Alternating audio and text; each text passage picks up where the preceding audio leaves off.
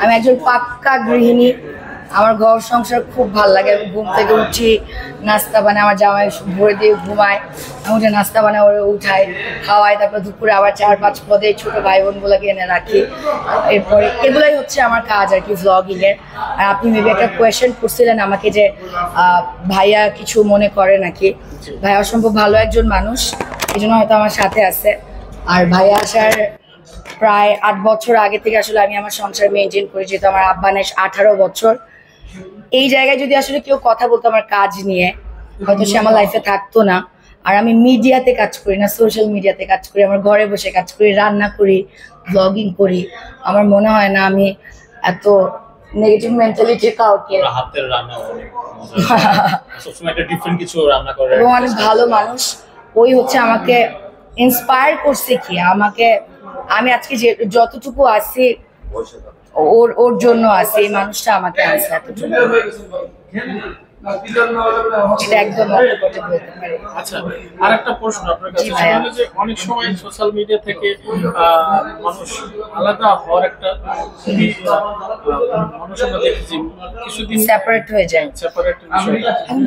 ভাইয়া সেপারেশনটা হচ্ছে কি একদম নিজস্ব ব্যাপার। মানুষ বলে নজর লাগলেও, হ্যাঁ নজর আছে, বাট দুটা মানুষ যদি ঠিক না থাকে তাহলে আসলে এমনিতেও ঠিকানা। আমাদের মধ্যে যে ঝগড়া হয় না তা কিন্তু না, আমাদের মধ্যে রাগারাগি হয় না তা কিন্তু না। কিন্তু এই 1 বছরে কখনোই দেখবেন না আমি আকিবকে নিয়ে ঝগড়ার কিছু লিখছি, কারণ আমি ভুলে যাবো আমার ভালোবাসার মানুষের ঝগড়া, গালি, ওকে আমি মাফ করবো, কিন্তু আপনারা কেউ ভুলতে দিবেন না আমাকে। দ্যাটস ওয়াই হচ্ছে সব সম্পর্কেই হয়। আর সেপারেশনটা আমার এর আগে যে সম্পর্ক ছিল, কিছুই মনে করো না, আমার যে প্রাক্তন ছিল ওর সাথে আমি ওপেন আপ ছিলাম না, আপনারা কেউ জানতেন না, কেউ দেখতো না, বাট ও কিন্তু আলটিমেটলি আমার লাইফে থাকে নাই। টোটালি ডিপেন্ড করে এই ফোর্টের উপর, ভাগ্যের উপরে, আল্লাহর উপরে। নসিব যতটা আপনাকে দিবে, নসিবের যত্ন করা ততটা শিখতে হবে, তার থেকে বেশি আপনার নসিব দিলেই হবে না। ও হচ্ছে আমার নসিব, আর ওকে আমি যত্ন করে এতটুকু পর্যন্ত নিয়ে আসছি, এটা আমি বলতে পারি। না ওই অতীত ওরকম কিছুই না আমার। ও খুব আমার সাথে ফ্র্যাঙ্ক। আমি যেহেতু লেখালেখি করি, আমরা দুজন খুবই কথা বলি। আমার একটা সম্পর্কই ছিল এবং ওই সম্পর্কটা আসলে লাস্টিং করে নাই, এবং এর গ্যাপের মধ্যেই হচ্ছে এরপরে ওর সাথে আমার পরিচয় আর কি। মানুষরা সবই জানে। আর আমার মনে হয় প্রেম মানুষের জীবনে বারবার আসে, প্রেম আসাটাই স্বাভাবিক। আর প্রেম না আসলে, কষ্ট না আসলে আমি লিখতে পারতাম না। আর ইনশাল্লাহ আমার খুব ইচ্ছা আছে, আমার ভিউয়ার্সদের খুবই ডিমান্ড আমি যাতে একটা বই বের করি, আমি লিখতেছি অন প্রসেসিং। আমি এখন পুরো এটা নিয়েই বিজি। সাবেক নিয়ে আমি যে প্রশ্নটা করছিলাম, আসলে ওখান থেকে সেপারেটটা মূল বিষয়টা কি ছিল? না, ওটা তো আমার প্রেম ছিল। এটা প্রেম ছিল, প্রতারণা ছিল, প্রতারণাই থাকে। ভাইয়ের সাথে আসলে সম্পর্কটা কিভাবে শুরু হয়েছে? ও ভাইয়াকে হচ্ছে আমার ভাল লাগে, তো ভাইয়া হচ্ছে আমি গেছি আড্ডা দিতে, আমার একটা ফ্রেন্ড আমাকে নিয়ে গেছে।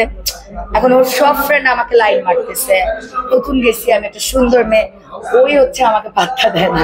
তো 1 সপ্তাহ চলে গেছে, ওর একটা ক্লোজ একজন মারা গেছিল, পাত্তাই দেয় না আমাকে। আমার ভালোই লাগতেছে না কি। তখন আমার মনে হচ্ছে ফাইন, এই ছেলে সবকিছু নেশা থাকুক, সবকিছুর আগ্রহ থাকুক, জাস্ট মেয়েদের না থাকুক, যেটা নিয়ে আমি ভুক্তভোগী ছিলাম। তো আমি ওর ফোন নিয়ে বলছি আপনার ফোনটা একটু দেন আমাকে। 1 সপ্তাহ পরে ফোন দিল।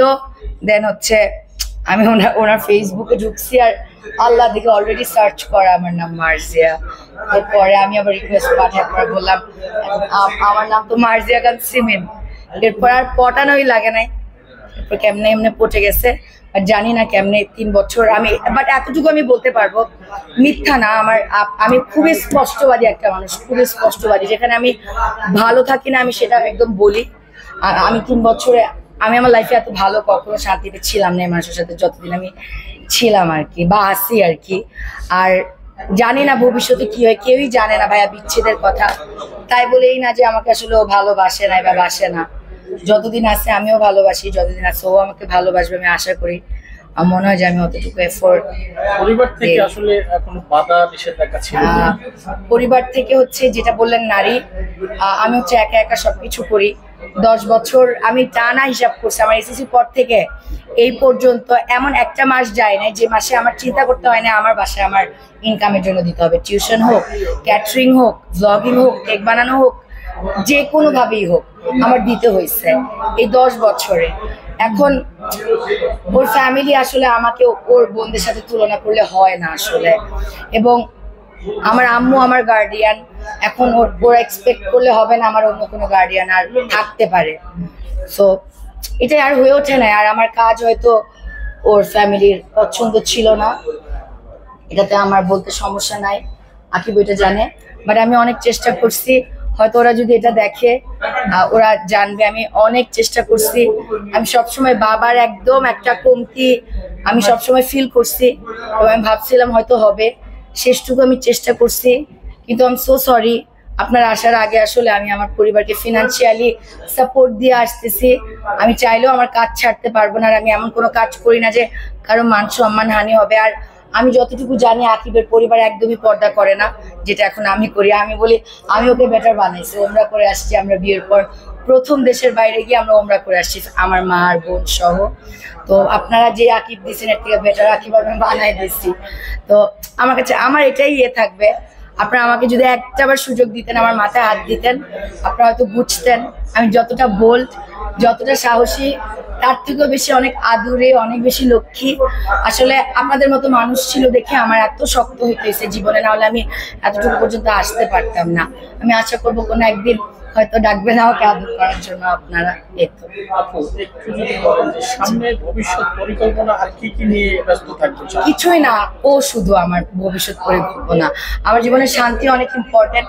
আমি অনেক লাখ টাকা হাতাইছি ভাইয়া, আমি জীবনে অনেক মানুষের কাছে গেছি, অনেক মানুষ হারাইছি জীবনে, এবং দিন শেষে আমার এটাই মনে হচ্ছে কথা শোনার মানুষ দরকার। মানে কথা শুনতে মানুষজন যারা আমার রক্তেরও কেউ না, এনে বসে ওরা আমার সামনে খাবে, এটাই। ইভেন পরশুদিন আমার নানার মৃত্যুবার্ষিকী গেছে, আমার মন খারাপ।